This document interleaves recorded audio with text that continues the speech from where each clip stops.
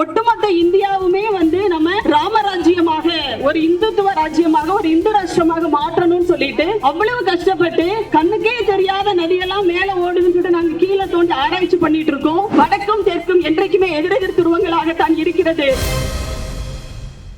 திராவிடர் கழகத்தின் தலைவர் மாண்புமிகு ஆசிரியர் ஐயா உள்ளிட்ட மேடையில் இருக்கின்ற தலைவர்களுக்கும் இந்த ஆர்ப்பாட்டத்தில் பெருந்திரளாக கலந்து கொண்டிருக்கின்ற தோழர்களுக்கும் என்னுடைய முதல் வணக்கம். கீழடி ஆய்வு, எனக்கு முன்னாடி பேசின தோழர் ரொம்ப விரிவாகவே பேசியிருக்காங்க.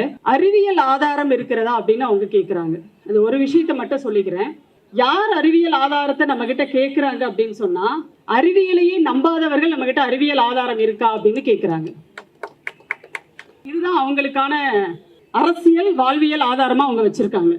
சூடோ சயின்ஸ்னா உங்க எல்லாருக்குமே தெரியும், இருக்கும் ஆனா இருக்காது. அதாவது நம்ம நாட்டுக்கு பிரதமர் இருக்காரு ஆனா இல்லையா?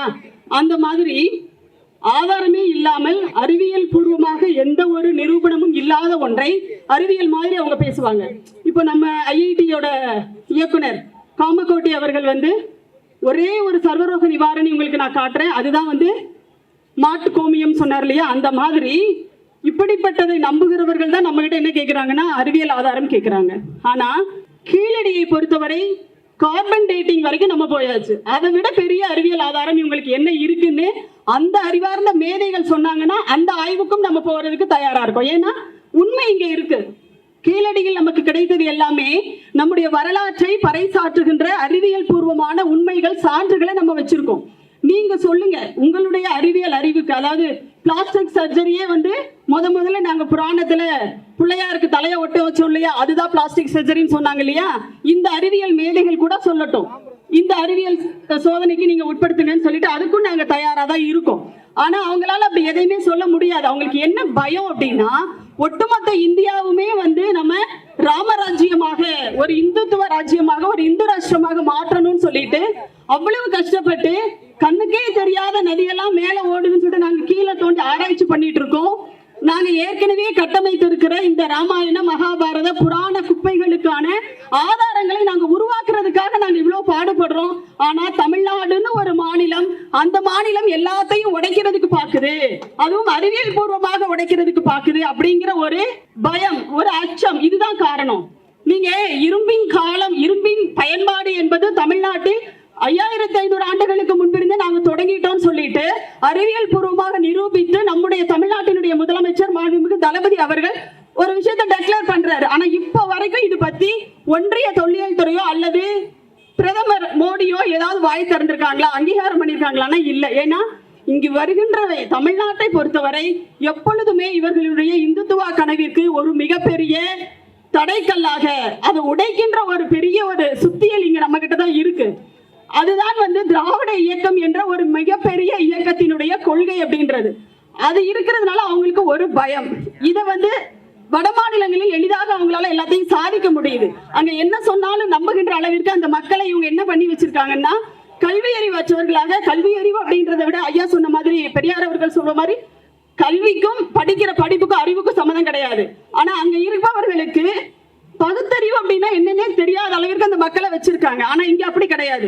நீங்க எதை ஒரு வீடியோ என்ன நீங்க போட்டாலும் சரி, உங்க போட்டோஷாப் வேலையோ அல்லது வீடியோ மிக்சிங்கோ எதுவா இருந்தாலும் இங்க +2 படிக்கிற புள்ள கூட என்ன பண்ணிடும், அதுல என்ன நீங்க சொல்லி வச்சிருக்கீங்க, எங்கெல்லாம் இருந்து ஒரு 420 தனம் பண்ணிருக்கீங்கன்றத தெளிவா சொல்லிடுவாங்க.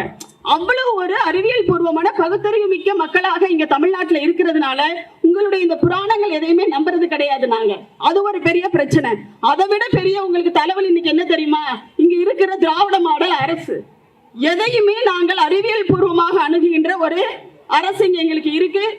பல்கலைக்கழகங்கள்ல நீங்க மகாபாரதத்தை கொண்டு வருவோம்னு சொன்னீங்க, சனாதன கருத்துக்களை உள்ள திணிக்கிறீங்க, எல்லாம் பண்ணிட்டு இருக்கீங்க அந்த பகுதியில். ஆனா இங்க எங்களுடைய முதலமைச்சர் அவர்கள் என்ன சொல்றாரு அப்படின்னா, பல்கலைக்கழகங்களில் மட்டும் கிடையாது, கல்வி வளாகங்களிலேயே அறிவியலுக்கு புறம்பான எந்த கருத்துகளும் கொள்கைகளும் எந்த ஒரு சித்தாந்தங்களும் நீங்க என்ன பண்ணக்கூடாது, சொல்லித்தரக்கூடாது, உள்ளேயே நுழையக்கூடாது.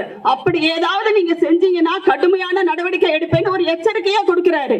அப்ப யோசிச்சு பாருங்க, இவ்வளவு பெரிய ஒரு அரண் இங்க இருக்கும் போது உங்களுடைய இந்துத்துவ கொள்கைகள் எதுவுமே எடுபடாது. அதற்காக தான் இன்னைக்கு கீழடியை நீங்க மூடி மறைக்க பாக்குறீங்க. அதில் கிடைத்திருக்கிற அறிவியல் ஆதாரங்களை இல்லைன்னு நீங்க மறுக்கிறீங்க. அந்த ஆய்வை நடத்திய திரு அமர்நாத் ராமகிருஷ்ணனை ஒரு இடத்துல பணி செய்ய விடாம பல இடங்களுக்கு நீங்க மாத்திக்கிட்டே இருக்கீங்க. இன்னைக்கு அவருக்கு நொய்டாவுல வந்து பணிமாறுதல் பண்ணிருக்காங்க. உங்களுக்கு நல்லா தெரியும், நொய்டால ஒரு காலத்துல தோண்ட தோண்ட வந்து நிறைய எலும்பு கூடுகள் கிடைச்சது. அது ஒரு பெரிய கேஸ், அது வழக்கு. அது அப்ப அங்க போய் அவரை வந்து ஒரு திறமை மிக்க ஒரு தொல்லியல் அதிகாரியை வீணடிக்கிற வேலையை இந்த ஒன்றிய பாஜக அரசு தொடர்ந்து செஞ்சிட்டு இருக்கு. இது எல்லாவற்றுக்கும் காரணம் அறிவியல் பூர்வமான உண்மைகளை நாம முன்வைக்கிறோம். அவர்கள் புராணங்களை கொண்டு இந்த நாட்டை கட்டமைக்க பார்க்கிறார்கள். இந்த இரண்டும் என்னைக்குமே ஒட்டாது. வடக்கும் தெற்கும் என்றைக்குமே எதிரெதிர் துருவங்களாகத்தான் இருக்கிறது என்று சொல்லி இந்த ஆர்ப்பாட்டத்தில் திராவிட இயக்க தமிழர் பேரவையின் சார்பாக என்னுடைய கருத்தை பதிவு செய்து விடைபெறுகிறேன். நன்றி, வணக்கம்.